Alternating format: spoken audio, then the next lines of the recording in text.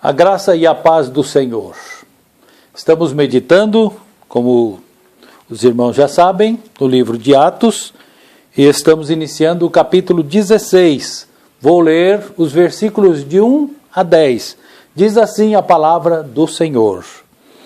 E chegou a Derbe e Listra, e eis que estava ali um certo discípulo por nome Timóteo, filho de uma judia que era crente, mas de pai grego, do qual davam bom testemunho os irmãos que estavam em Listra e em Icônio.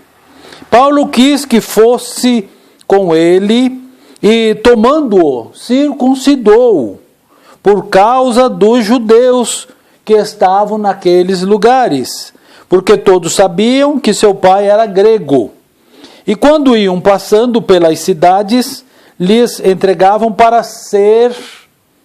serem observados os decretos que haviam sido estabelecidos pelos apóstolos e anciãos em Jerusalém, de sorte que as igrejas eram confirmadas na fé e cada dia crescia em número. E passando pela Frígia e pela província da Galácia, foram impedidos pelo Espírito Santo de anunciar a palavra na Ásia. E quando chegaram a Mísia, intentaram ir para a Bitínia, mas o Espírito de Jesus não lhe permitiu.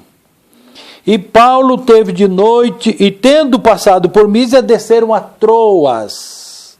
E Paulo teve de noite uma visão em que se apresentou um varão da Macedônia e lhe rogou, dizendo: passa a Macedônia e ajuda-nos.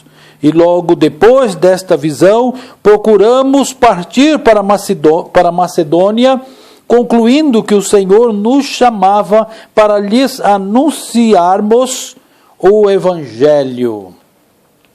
O título da mensagem é: Deus está conduzindo a obra. A obra é de Deus. Quem tem que conduzir a obra é Ele mesmo.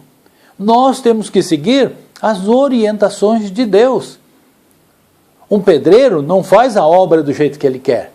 Existe uma programação, o tempo certo, a maneira certa. Assim também é na obra de Deus. Antes deste texto, nós tivemos um problema, uma discussão entre Paulo e Barnabé, dois grandes amigos.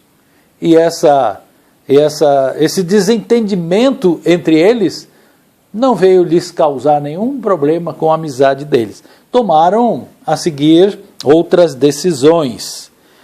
Paulo partiu com Silas para a Ásia e Barnabé com Marcos para a ilha de Chipre. Ficou resolvido.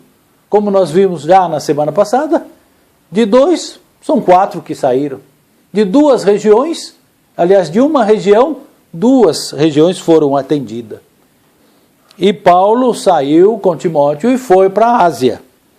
E o verso 1 do nosso texto diz assim: E chegou a Derbe e Listra, e eis que estava ali um certo discípulo por nome Timóteo, filho de uma judia que era crente, mas de pai grego, do qual davam bom testemunho os irmãos que estavam em Listra e em Icônio. Esse que dava um bom testemunho não era o pai, mas era o próprio Timóteo. Paulo quis que este fosse com ele, e tomando-o, circuncidou, por causa dos judeus que estavam naqueles lugares, porque todos sabiam que seu pai era grego. Então a situação do pai é que ele não era crente. Fica bem claro no nosso texto, colocando este mas de pai grego, mãe de fé, mas o pai era grego. Timóteo foi uma bênção para Paulo. Que maravilha, que alegria no seu coração quando ele encontra aquele jovem ali, quando chega nas regiões da Galácia. Ele era filho e neto de mulheres crentes, mulheres tementes a Deus. Ele tinha ao lado dele também, era um bom rapaz, era um bom moço, era obediente, e ele herdou a fé que ele viu naquelas mulheres. Os pais têm que ensinar os filhos no caminho em que eles devem andar, porque a promessa de Deus é que até quando envelhecerem não se desviarão. O que nós fazemos para o nosso filho ao lhes pregar o Evangelho, ao levá-los ao encontro com Cristo, é darmos o céu para eles. Que herança maior do que esta? Esse é o consolo que os pais, como nós, temos, aqueles cujos filhos já partiram deste mundo. Invista no seu filho o quanto mais você puder, mas não só com palavras. Não adianta você mostrar o caminho. É preciso ensinar o filho no caminho. Aqui nós temos o caso de uma mulher, aliás, de duas mulheres, a mãe e a avó, que não ensinavam o que ele devia fazer, mas viviam. E ele aprendia vendo. É muito mais fácil aprender vendo. Imita, é influenciado, faz aquilo que vê a mãe fazendo. E quando ela pregava o Evangelho, ele cria, porque ele via na vida dela. E quando ela contava a história de Deus no Velho Testamento, nas Escrituras, as histórias de Abraão, de Isaac, de José, de Jacó, quando ela contava a história de Elias, de Eliseu, quando contava as histórias do povo de Deus, ele acreditava, porque ele via na sua mãe, na sua avó, aquela fé não fingida, de maneira que ele cresceu conhecendo através de ver e ouvir da palavra de Deus, e teve fé. Seu pai era grego, mas não teve força para influenciar o seu filho, para ir para os caminhos dele. Ele foi para o caminho do Senhor. Como é importante quem tem lar dividido. A maior parte das vezes é a esposa que é crente e o pai não crente. Algumas vezes é o contrário, mas é muito raro. E nesse caso a mãe tem que mostrar a fé, tem que viver a fé, para que o filho não se deixe influenciar pelo pai e se afaste do Senhor. E a nossa fé, o nosso testemunho é muito forte. Aquilo que nós falamos, temos que fazer. E é isso que os nossos filhos veem. Caso contrário, se nós falamos uma coisa, na igreja principalmente, e vivemos outra dentro de casa, eles vão atrás daquela que você vive e não daquela que você fala. E temos então esse jovem Timóteo, que foi uma alegria para Paulo poder conhecê-lo, e depois conquistou para estarem juntos, e daí para frente conhecemos a história de Timóteo. E quando Paulo estava lá preso, esperando a sua condenação de morte, ele ainda escrevendo para Timóteo, dando os últimos conselhos. Que carta maravilhosa é a segunda carta a Timóteo. Em Antioquia, Paulo tinha o seu trabalho. Antioquia da Ásia. Ele tinha o seu trabalho ali, ele saiu com o propósito de trabalhar ali. No verso 5 nós lemos: de sorte que as igrejas eram confirmadas na fé. O que quer dizer isso? Quer dizer que Paulo ali fazia o que ele estava fazendo na Antioquia da Síria, ensinando os irmãos. Tinha a escola bíblica dominical, ou melhor, a sabatina. Bom, em Antioquia era dominical mesmo. Agora, já na Ásia, por causa dos judeus, tinha uma outra influência. Mas com os crentes sempre foi o primeiro dia da semana. Então a escola bíblica era dominical. Quando era com os judeus, era sabatina. Mas quando veio Jesus, quando ele ressuscita no primeiro dia da semana, tudo foi novo. Até mesmo o dia de nos reunirmos. Quando partimos o pão, é no primeiro dia da semana. Quando levamos a nossa contribuição, separamos aquilo que é do Senhor, é no primeiro dia da semana. É no domingo. O domingo é o dia do encontro dos crentes. Outros dias também. Outros dias você pode se reunir nos lares. Outros dias você pode até mesmo na igreja fazer cultos, como culto de oração. Mas o domingo nós dedicamos ele ao Senhor. E erra aquele que dedica o domingo a outra coisa, salvo se houver necessidade. Como, por exemplo, médicos, como, por exemplo, aqueles que cuidam de caldeiras em empresas que não podem fechar, existe plantão, delegacia, bombeiros, e até mesmo outros que precisam ser, muitas vezes, chamados para fazer hora extra no domingo. Nada impede, não é pecado trabalhar.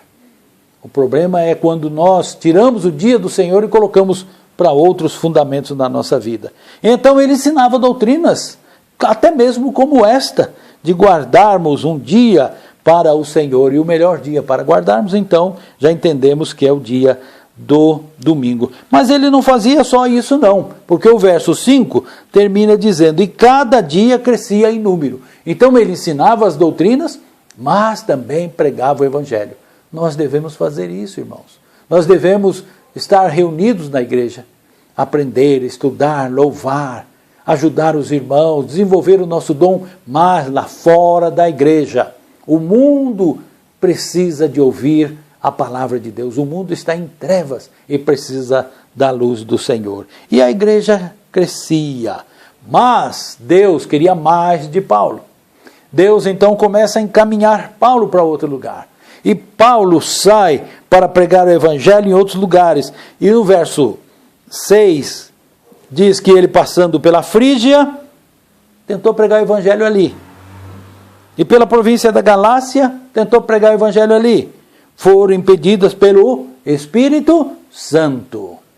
O Espírito Santo impedindo eles de entrarem ali, de anunciarem a palavra na Ásia. Então eles continuam a caminhada. E quando chegaram em Mísia, intentaram ir para a Bitínia, mas o Espírito de Jesus, que é o mesmo Espírito Santo, não lhe permitiu.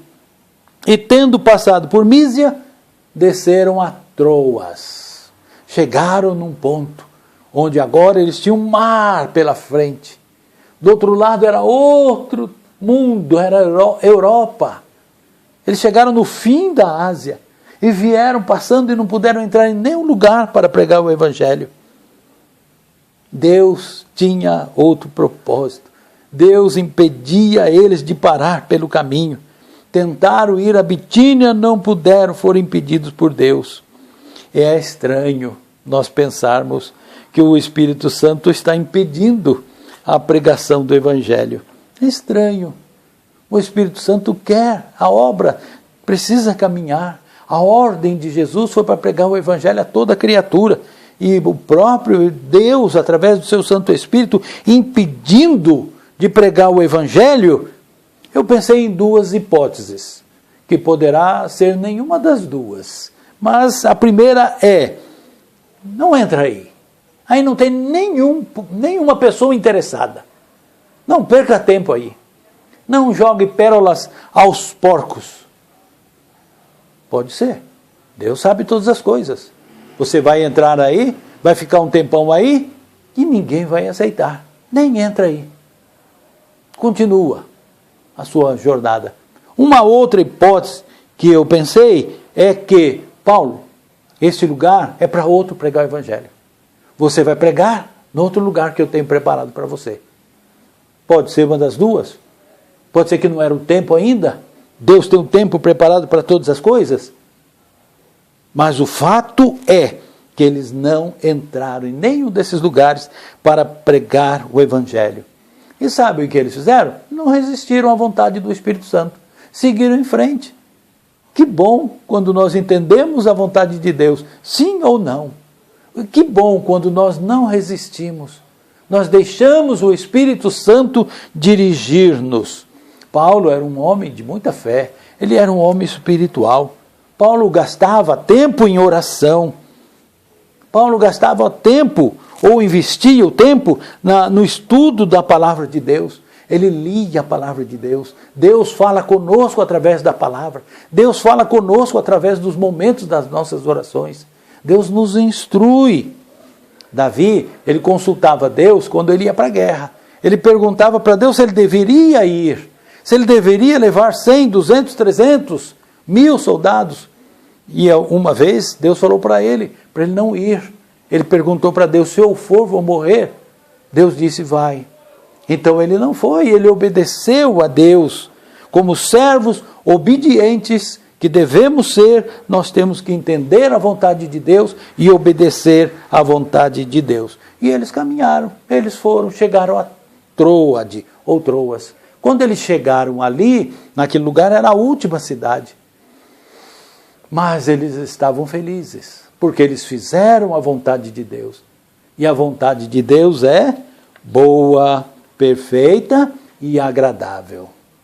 Melhor fazer a vontade de Deus, mesmo que nós não entendamos a princípio, mas depois a gente acaba entendendo qual era a vontade de Deus, como foi o caso deles.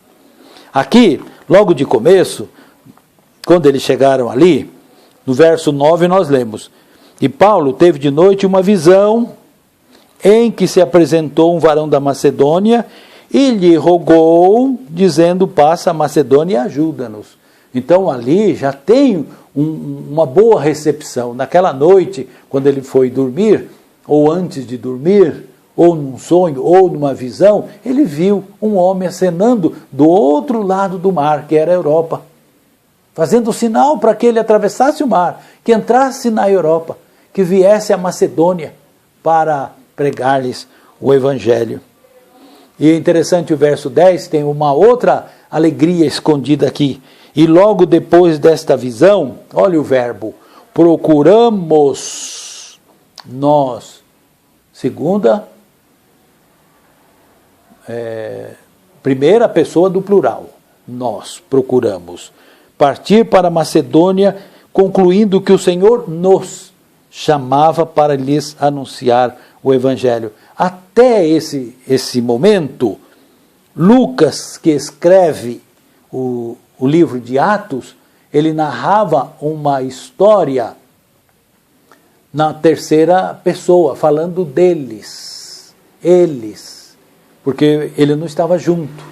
Então eles foram, eles viram, eles pregaram, eles anunciaram, mas aqui, a partir desse ponto, ele fala: nós passamos, nos chamava. Então, a partir desse momento, Lucas entra no grupo. Agora era Paulo, Silas, Timóteo, Lucas e quem sabe outros também.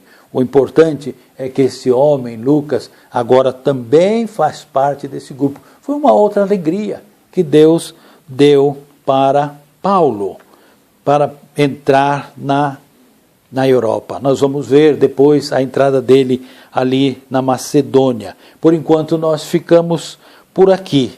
Eu quero tirar 3 conclusões para nós desta pregação. Primeiro, o Espírito Santo.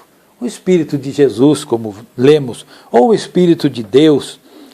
O Espírito Santo é uma pessoa.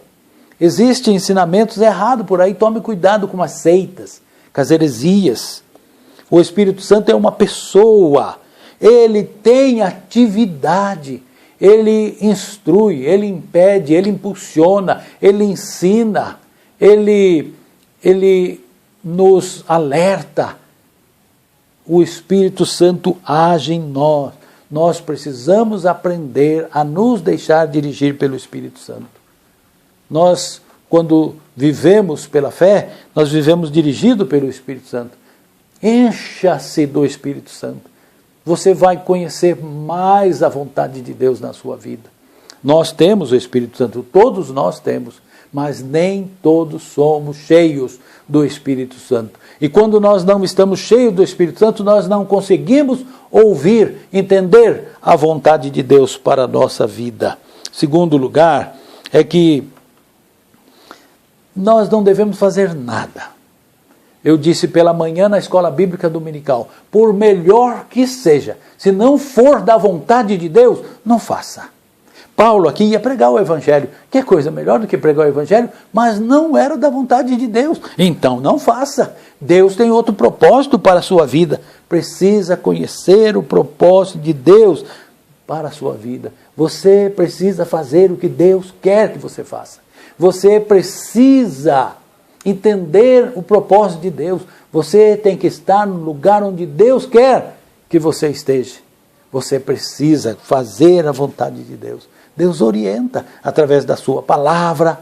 através da pregação do Evangelho. Nesse momento Deus está falando com você, para você procurar conhecer mais qual é a vontade de Deus para a sua vida. Não é a promessa de Deus para você, é a vontade de Deus para a sua vida. A promessa de Deus para você está aqui. Tudo que Deus nos prometeu está aqui. A nossa salvação em Cristo Jesus, a nossa herança eterna nos céus. Ele prometeu nos confortar e nós somos testemunha desse conforto, do que Deus tem feito na nossa vida. Em terceiro e último lugar, a questão de portas. Abriu uma porta, Deus abriu outra porta, fechou aquela, mas a porta que Deus fecha ninguém abre, a porta que Deus abre ninguém fecha. Muitas vezes as pessoas usando essas expressões para se referir a trabalho, a emprego, a prosperidade. Irmãos, as portas aqui é para a pregação do Evangelho. Você já pensou nisso? Orar para que Deus abra uma porta para você pregar o Evangelho? Hoje, enquanto estou pregando, na parte da manhã, assim que levantei, fui pregar o Evangelho, porque a minha esposa foi até o mercado comprar o pão, e quando ela chegou lá, o dono do mercado pediu que ela me mandasse ir lá fazer uma oração por eles. Eu fui, imediatamente. Fui lá, não só fiz a oração, como preguei o Evangelho para eles. O Evangelho da salvação. A porta que abriu. Eu aproveitei e entrei e preguei o Evangelho ali. Essas são as portas que Deus abre para nós. Nós precisamos trabalhar, sim. Nós precisamos de dinheiro para comer. O dinheiro é uma bênção. O amor ao dinheiro é a raiz de todo mal, mas não o dinheiro em si. O dinheiro é importante. Nós trabalhamos para ganhar o dinheiro, para a manutenção da nossa vida. Mas as portas se referem à pregação do Evangelho. E aqui nós vemos Paulo passando por portas fechadas, mas Deus escancarou uma porta, que nós vamos ver a partir da próxima semana, ele entrando na Europa para pregar o Evangelho. E quantas igrejas vão ser formadas ali naquele lugar. Deus não nos abandona. Deus fala conosco. Deus nos orienta. Ele mostra para nós a sua vontade, aquilo que Ele quer para a nossa vida. Procure saber qual é a vontade de Deus para a sua vida, aquilo que Ele quer fazer da sua vida, onde Ele quer que você esteja. E você vai ser grandemente abençoado e abençoador também. Amém? Deus te abençoe, Deus te instrua. Obedeça ao Senhor.